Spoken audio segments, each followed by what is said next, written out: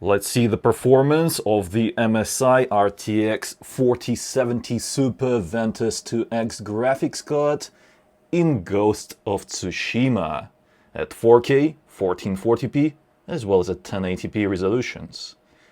It is paired with the i7-14700K FCPU, and it's a part of my CyberPower pre-built PC powered by MSI. In the description below you'll find links to either buy this PC or build it yourself with parts from Amazon.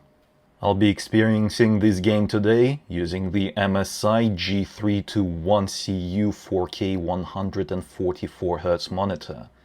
And of course, let's start our testing with 4K resolution. And here are the settings that I found are most suitable to experience this game at 60 plus FPS. 4K resolution, DLSS set to quality, frame generation disabled, but we'll try that a little bit later.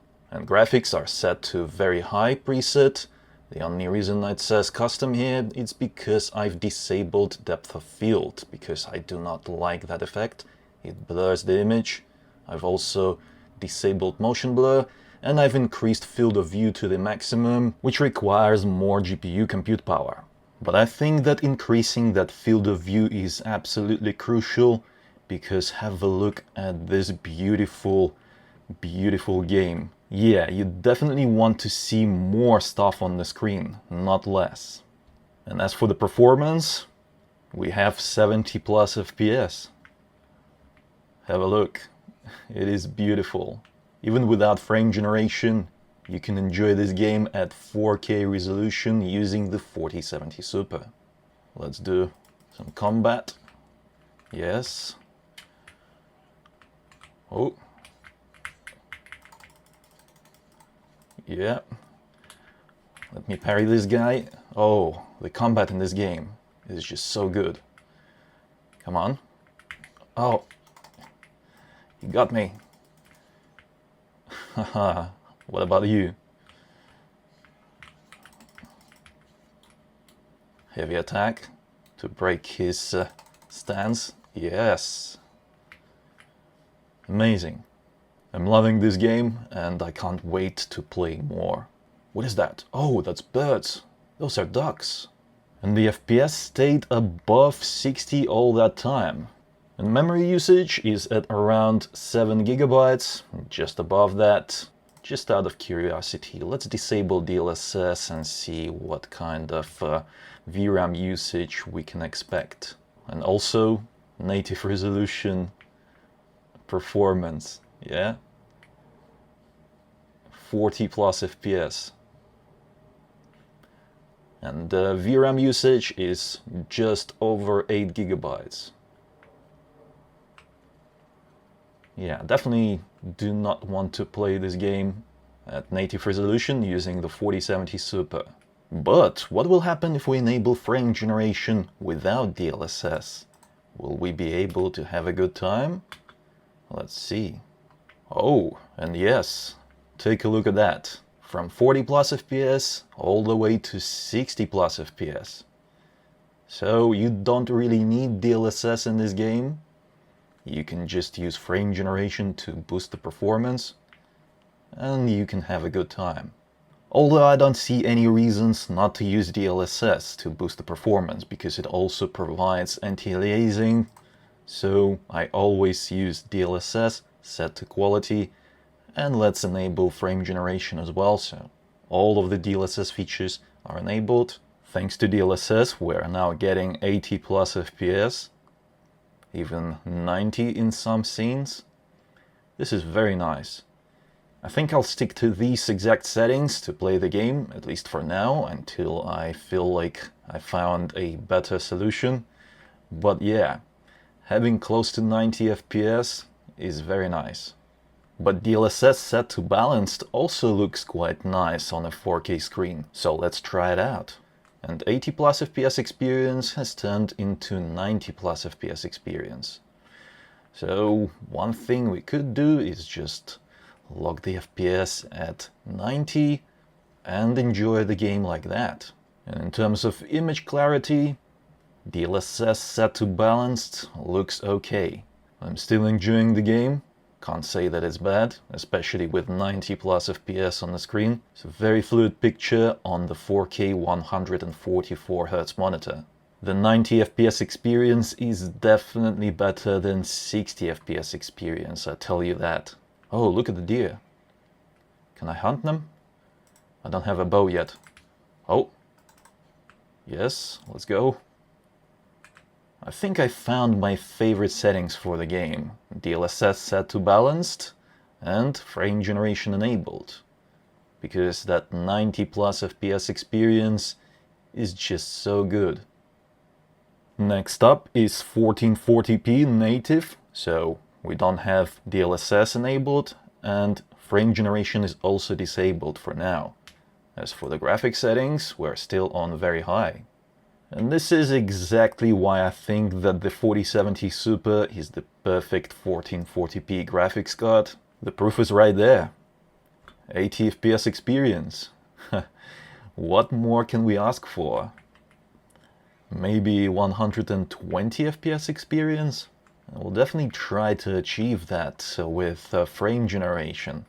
And while enjoying the game at native resolution is pretty good, I don't see any reason not to use frame generation. So let's try it. Surprisingly, we are not getting that many more frames. Roughly around plus 10 FPS.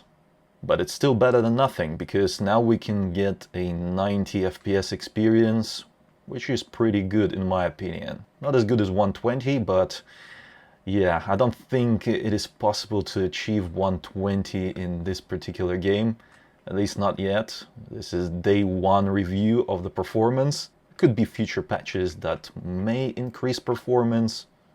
This is what you'll get day one. The only thing left to try is DLSS. Let's set it to quality, and frame generation is still enabled. Oh, this is close. This is close to a proper 120 FPS experience. We are dropping just below 120 from time to time, but take a look at that. There are scenes where you get solid 120. Although it's just looking at the ground, so that doesn't really count. As soon as we introduce more assets into the frame, the game cannot keep up with that 120 FPS experience. Let's challenge these dudes. Oh, are you trying to set up a camp in my lands? No way. Oh, yes. I will punish you. You get out of my lands.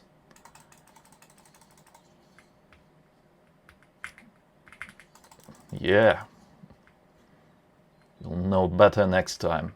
While this is a beautiful experience, very fluid, I think I prefer that 90 FPS experience where we've had 1440p native resolution, so no DLSS, and frame generation enabled. But it's really close to these settings right here.